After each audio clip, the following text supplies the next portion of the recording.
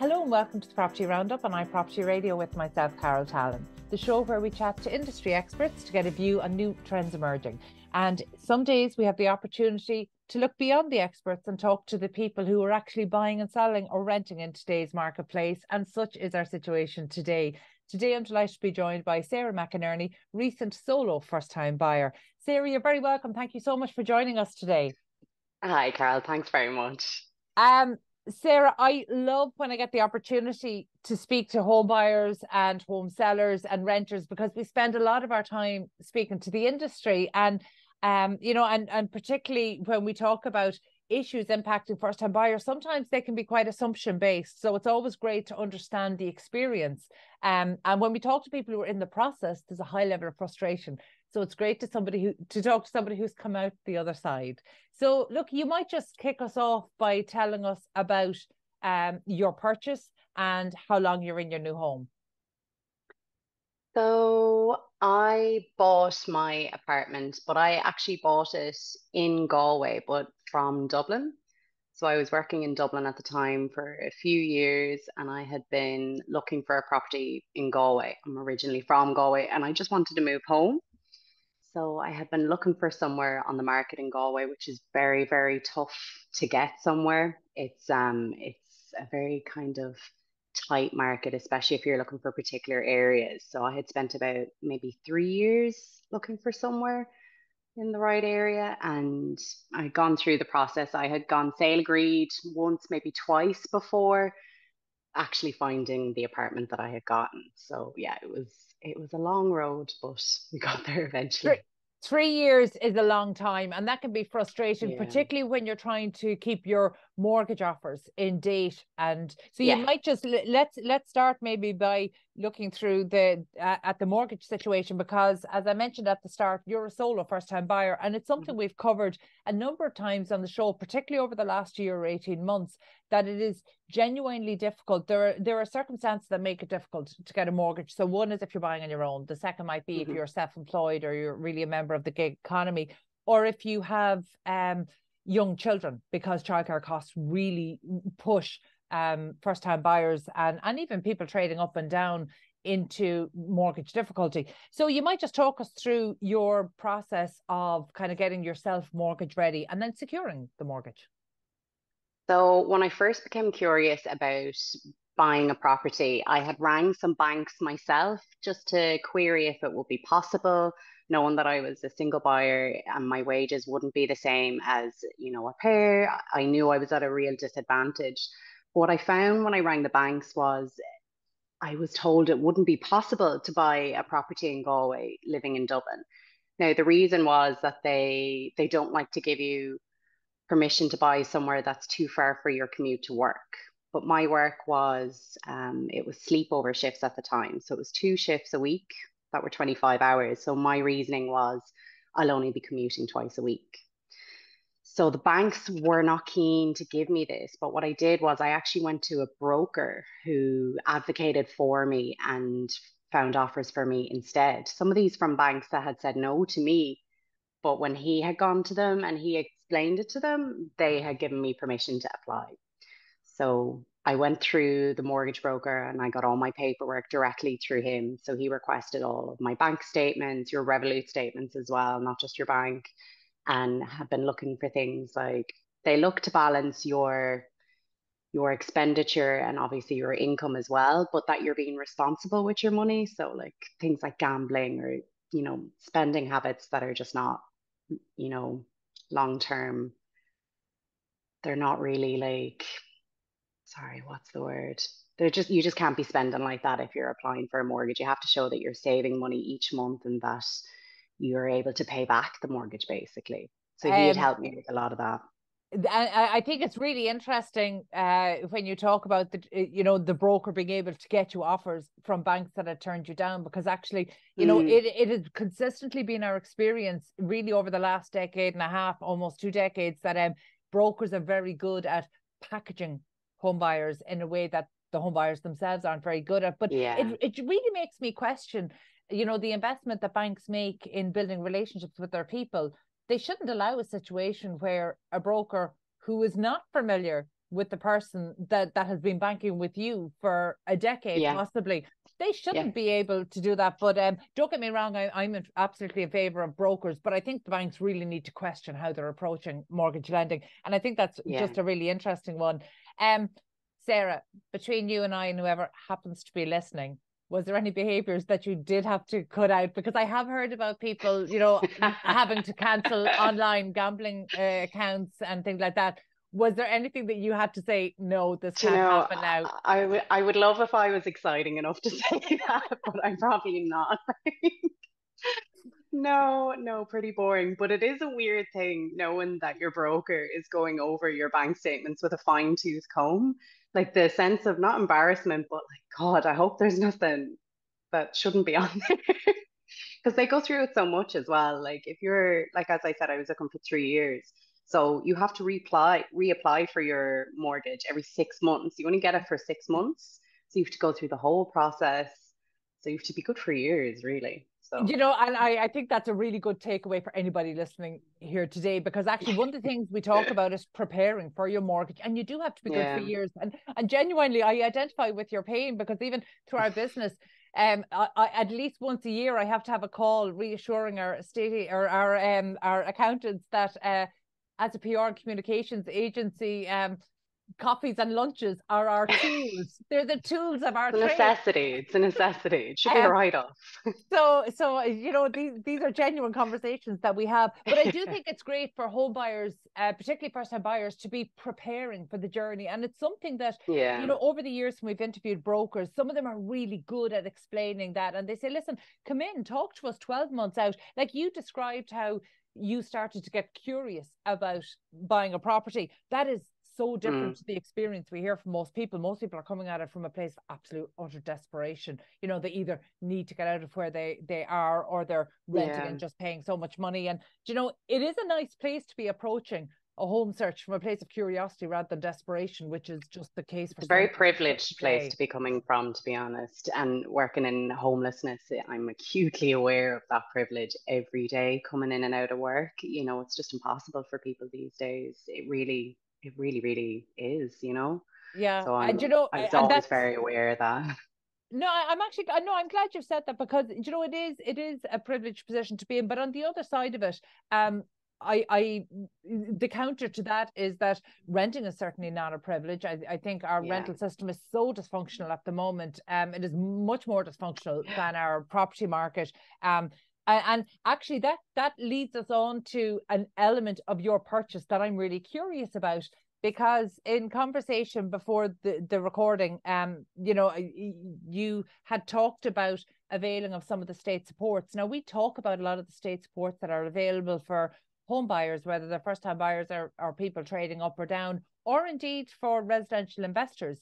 And those schemes are not always easy to navigate. I have been a frequent, I've gone on frequent rants giving out about the application of the vacant homes and derelict homes grant, despite the fact that it's so needed in Ireland today. But you had a really interesting experience. You availed of the City Living Initiative. So you might just, for anybody who's not familiar with it, you might just explain what that is. Yeah, so the Living City Initiative, actually, funnily enough, I had come across that online. So I started joining some social media pages so I could learn more about the mortgage process and about the buying process, and just to try and learn as much as I could before I even started. So one of the pages I followed, you know, Crazy House Prices? Yeah.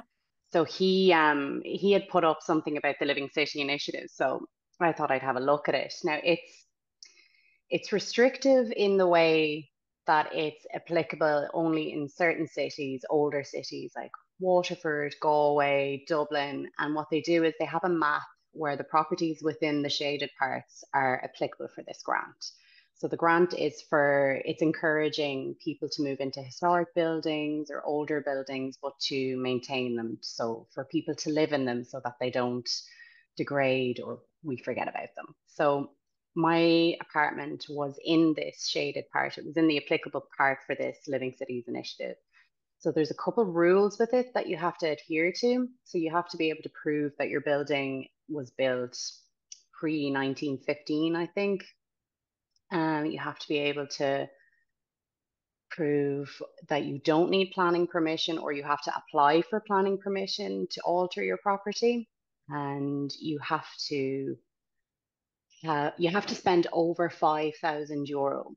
So when you're And renovating, you have is to that spend at least something, that. does this conflict, say, with the mortgage situation? Because No. you need to show you have the funds. And is it a case that you do all of the work and then you draw down the grant?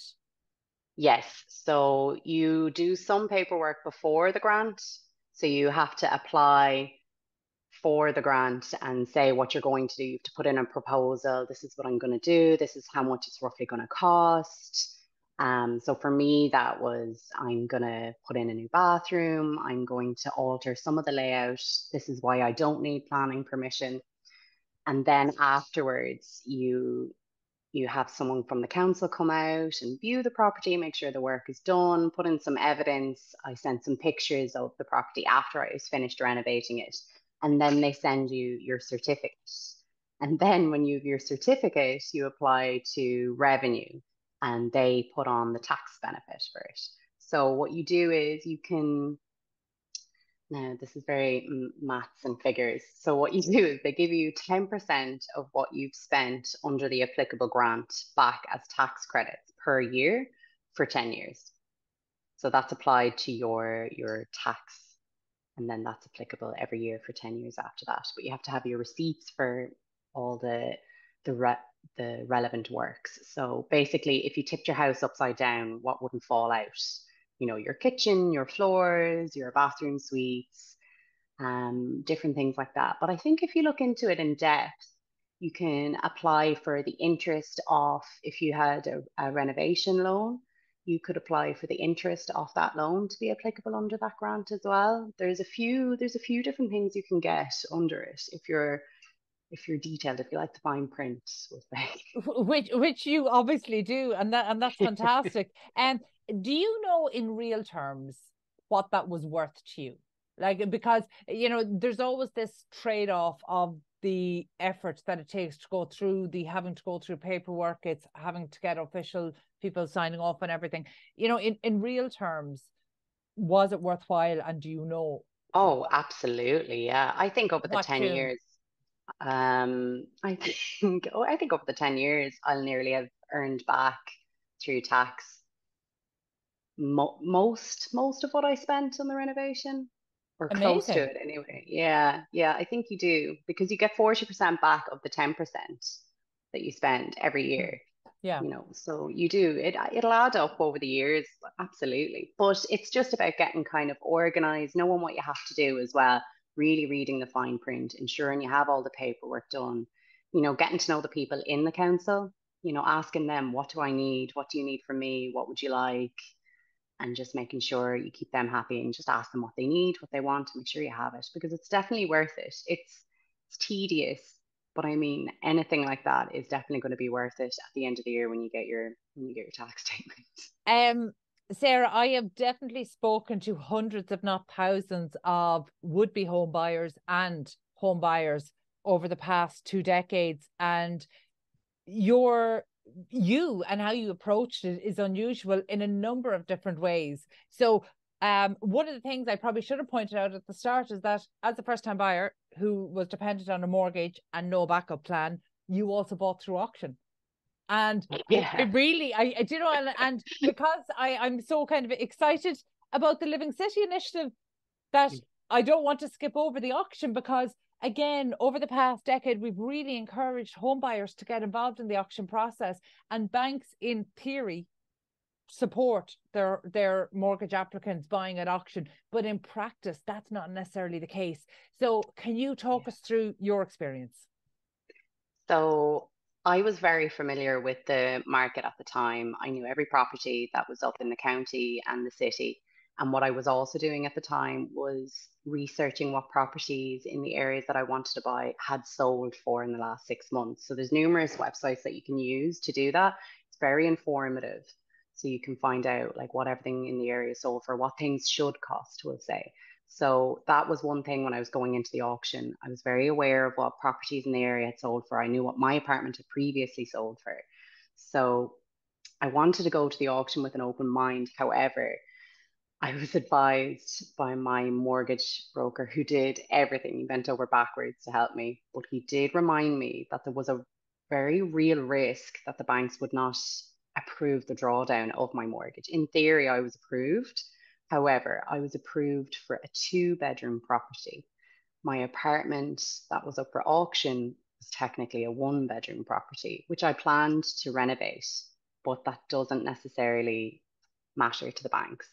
So I was warned. He actually had to send me an email to highlight the risks. So I was aware, of the risks of going ahead. Because if you do go for auction, you are putting, your deposit up. You want to make sure that you're mitigating the risks as much as you can, because it is a big risk. You could lose your 10%. And technically, someone told me recently as well, reminded me, they can technically come after you for the rest of the price as well. So you want to make sure you have all your ducks in a row. But like you said, it's a very accessible way to get a property that some people might overlook because it's not necessarily conventional. People say, auctions are for cash buys only. It's only for people that can afford to pay on the day. But the banks do, like you say, they technically do support it. They can be awkward about it, but they do technically support it. And I was able to eventually draw down. Yeah, and look, I really want to highlight this because we want first-time buyers, we want home buyers trading up and down to use auctions. We want them to avail of this. Yeah. However, we also want banks to get much, much better at supporting their applicants through this, because actually it's great for you, everything worked out. But as you rightly pointed out, that might not have been the situation, and then you could have been stuck. So I am familiar with home buyers who purchased through auction in the past, but they've always had a backup. They've always had, okay, well, we could go to the credit union, or our parents could lend us this, and then we return it when we get our mortgage. They had some bit of a backup for that really critical 28 days, that contract period, because buying at auction is not like buying a private treaty. And again, you've rightly pointed out the risks that you're essentially contracting to pay the full amount. So you're not just risking the loss of the 10% deposit. You're technically opening yourself up to be sued for the entire amount. So I essentially, I'm delighted it worked out for you. And as you rightly pointed out, there are good opportunities, and it's a good cost-efficient way for home buyers to get on the property ladder. But the risk is so high, I think it would scare most buyers off. You obviously don't definitely. scare easy. I remember actually I went for a coffee with my brother after viewing the place, and he was so delighted, so excited about it. He didn't realize the risks, and he was like, "Why are you so nervous?" I was like, "I don't think you realize how much I could be on the hook for you." And then my email had come through from the broker, and he had gotten really nervous. I said, "Listen, only one of us can be nervous here, and it's got to be me, not you." So but it worked out, but there was definitely a lot of risks. And the banks were extremely awkward when I did go to pull the mortgage down. There was issues because of the work that I was doing at the time. My hours were not a set hours every month. They were different every month, always. And that really made the banks uncomfortable and made it very awkward for me, because my wages were different every month. So they were curious because I had been sick for one of the months in the previous 6 months prior to pulling down the mortgage. And they had said, no, no, no, no, your wages have dropped. And I had to explain to them, my wages haven't dropped. I was sick, but they're still higher than the median average that you were going to give me the mortgage for. But it was just very awkward from them at the time. And I was getting multiple letters to encourage me to make sure that sale was closed by 28 days. My solicitor was very nervous, very, very nervous. Okay, well, Joe, look, I am glad you're sharing that, because it would be irresponsible of me to encourage home buyers to look at down the mortgage route without truly understanding the risks. So actually, my call to action to the industry today is more for the banks and the brokers to actually improve your processes. And we've been calling for that for about, since at least 2011, 2012, 2013, when mortgages started to become more common in Ireland. So actually, it's great that you had the experience and you were ultimately successful, but actually that's an unfair level of risk that you had to take on to be able to purchase a home. So actually we want to get the banks to get their procedures in order so that they can better support home buyers and first-time buyers and inexperienced buyers who wish to buy through auction, because otherwise you're excluding the people who need good opportunities from the best opportunities in the marketplace in some cases. So so thank you so much for sharing that today. And I think it's important to point out that just before we started recording, you know, the one of the first things you said is I have no regrets coming back to Galway, and actually that's something I want to touch on as well, because since COVID we've seen people with the option of commuting and remote work for a number of days a week, and obviously your circumstances are different there, but that people actually for the first time in a couple of generations get to choose where they live independent of their work situation. And invariably we're finding that they're choosing rural Ireland, but we don't have a policy in Ireland that supports people choosing rural Ireland. And I know you're gone to Galway City, so you don't fall into the rural Ireland bracket, but you did choose to leave Dublin, kind of the capital city, and come back. Are you originally from Galway City or county? I'm originally from Galway County, so my mother would say we're country. So Country. yes. Okay. No, because it's a big decision, because if for anybody who's curious, certainly about the Living City Initiative, certainly go on and look at the maps, because actually what you'll see is that these are very inner city. These are the buildings that actually when this initiative was being talked about first, it was actually called the Living Over the Shop Initiative, because that's actually what it was aimed for. So when we say city centre, you're really city centre. We talked about privilege earlier, and we're going to mention it again. No, I'm very lucky. I would be living in a property in the West End, so part of the older part of Galway as well. So I'd be very, very lucky. It still hasn't worn off every time I come out my front door. It's beautiful, you know. And like you said, people are having the option to choose where they live now, as opposed to being forced to live, you know, in the bigger cities or like Dublin, you know. And I think if people had the choice, we would be surprised at where they would choose to live. Most people I know would love a house in the country, but it's not always accessible as we think, either with, you know, with the grants that you were talking about, the derelict grants. Those can be difficult to get. And I find that when I look up properties, I think the price is being added on to them also. You'll always see in a little line at the end of daft ads, oh, this is applicable for the derelict property grant. And you know that they've tacked on an extra 10, 15, 20K onto that price, knowing that as well, thinking, oh, well, you know. And it's incredibly unfair, because actually we know those grants, because we've talked about it so often in recent shows, that actually that it's difficult for people to avail of those grants. And that's why it's actually at a really low uptake rate. But actually I can remember when the Living Cities was first announced, all of the brackets had to be changed within about 18 months, because the take-up was so low, and it was a scheme that was seen as particularly complicated. And whenever you have a very complicated scheme, it tends to put people off. Whether they're first-time buyers or investors, and not many schemes are open to investors, but for the ones that are, they still tend to put them off. They're seen as not worthwhile, whereas actually I think your experience shows that it's absolutely worthwhile if you're willing to persevere with it. But now that you've come out the other side, you're back living in Galway, literally in the heart of Galway, and I know you've since moved jobs, so you don't even have to do that commute to Dublin twice a week. So you're living lucky, and working and contributing to society as well there in Galway. When you reflect on the journey back of you sitting in Dublin, renting a place, wanting to be a homeowner, maybe wanting to return home in the future, not knowing if that would be possible at all, and probably no doubt hearing the frustration of your peers and your friends, what could have made your journey easier? What does the industry and the state need to listen to home buyers about? I think for single buyers, for people on their own, you know, we've spoken about that. It's particularly inaccessible. You're talking about your wages by 3.5. That's great if there's two wages, but when it's one, it can seem so daunting, so just impossible, really.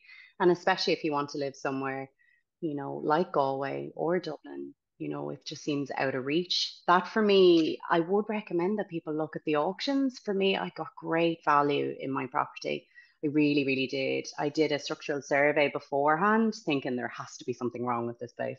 But there wasn't, and that put my mind at ease a lot, knowing that there were no, major structural issues. Absolutely advise people, arm yourself with as much knowledge and information as you can. Know about what places cost in the area, know about the local auctions going up for sale.